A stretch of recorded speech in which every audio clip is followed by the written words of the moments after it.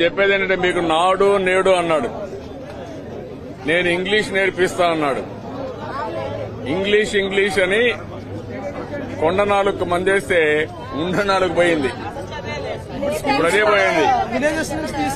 దీనివల్ల ఏమవుతుంది, రేపు మన పిల్లలంతా కూడా ముద్దబ్బాయిలుగా తయారవుతారు. ఇంగ్లీష్ భాష నేర్చుకుంటే తప్ప ఉద్యోగాలు రావనేటటువంటి ఒక అపోహను సృష్టించారు.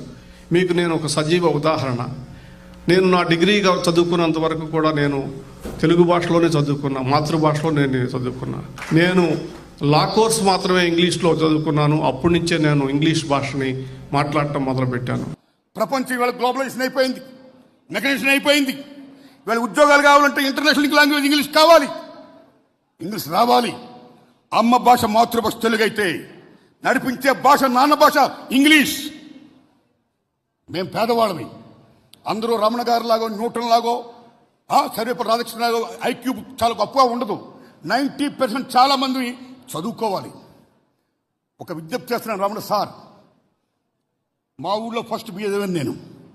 ఆ రోజుల్లో మీరు నమ్మండి, మాలాంటి పేదవాళ్ళందరం కూడా ఇంగ్లీష్ రాక చాలాసార్లు ఫెయిల్ అయ్యాం. ప్రథమ స్థానం నుంచి ఎప్పుడు కూడా మాకు ఇంగ్లీష్ లేదు. మేము బిఏలు ఎంఏలు ఎంకమ్లు పాస్ అయ్యాం. పాస్ అయ్యి ఉద్యోగాలకు వెళ్ళాం. ఉద్యోగాలకు వెళ్ళినప్పుడు ఇంటర్నేషనల్ లింక్ లాంగ్వేజ్ ఇంగ్లీష్లో ఉండడం వల్ల ప్రశ్నపత్రాలు మేమందరం ఫెయిల్ అయ్యాం. మేమేమయ్యాం?